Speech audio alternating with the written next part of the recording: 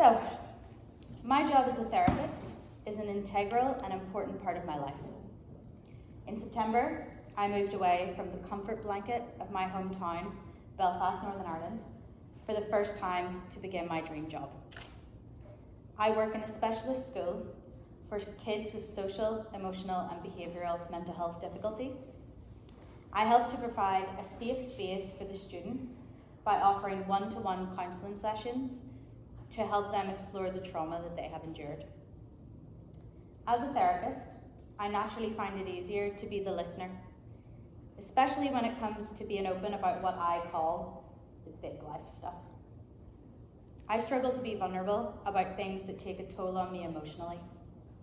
So today, bear with me as I do something that terrifies me, like telling an audience of strangers about my hard life stuff. You ready?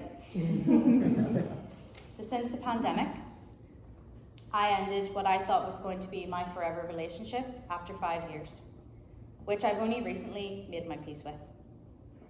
I came out of the closet and told everyone in my life that I'm bisexual, fearing that I may lose some of my friends.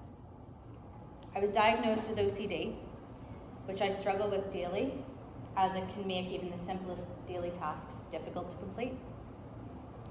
My beautiful friend James ended his life by suicide, and I experienced deep feelings of grief and guilt I never knew were even possible, and it nearly broke me. So although most of the world remembers the lockdowns as quite a difficult time, something else happened. Something I don't find difficult to talk about at all. Something that I could literally talk about all day, every day, is how I rediscovered Friends Forever. So to explain the significance of that, let me take you on a journey.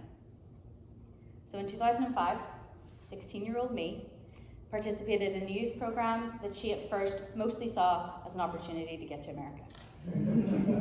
Little did I know that nearly 20 years later, I would be spending mostly all of my holidays and time off work volunteering for the same program. So since 2017, I have studied quite intensely to achieve the career I now have. For 4 years, the rest of my life got put on hold. Hanging out with friends and just enjoying some downtime was like a totally foreign concept to me. So as a reward and a congratulations to myself for the hard work and sacrifices I made in order to gain my qualifications, I wanted to plan a trip to New Hampshire, where I had such fond memories of my time on a Friends Forever program. I found my old scrapbook in which I had glued photos, ticket stubs, and luckily a business card. This business card belonged to Craig Kelleher, a Rotarian and longtime supporter of the organisation. Craig was such an important and memorable presence for me, as he selflessly wrangled his friends together to take my team flying in small planes, driving in vintage cars, and he even facilitated a walking tour of Boston just for us. I hope that email address listed was still in service, as I wanted to contact him and treat him to dinner while I was going to be in the area, as a thanks for all his volunteer work and generosity that he showed towards me and my team. I also wanted to tell him that in meeting him, I felt so compelled to follow in his footsteps, because he is a huge reason why I wanted to work with children and young people. So good news, his email address is still in use. He informed me that Friends Forever was still growing strong, and that it had grown massively since my time.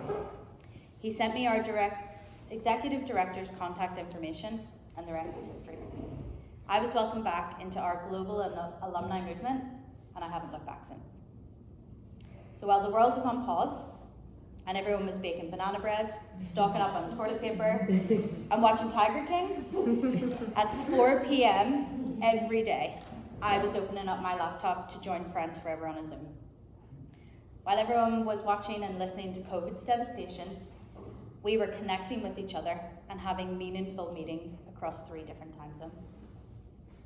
Last year, I had the incredible opportunity to be an alumni leader for 2 teams of young people from Ireland. An alumni leader is a past participant of an FFI program who is tasked to be a role model, to inspire, and to support the team, kind of like a camp counsellor, if you will. But again, something else happened. I was not expecting to go from a sort of teacher to a learner. I can't even begin to tell you how much those 23 young people have completely impacted and changed my life. I am in awe of how much they taught me and continue to teach me every single day.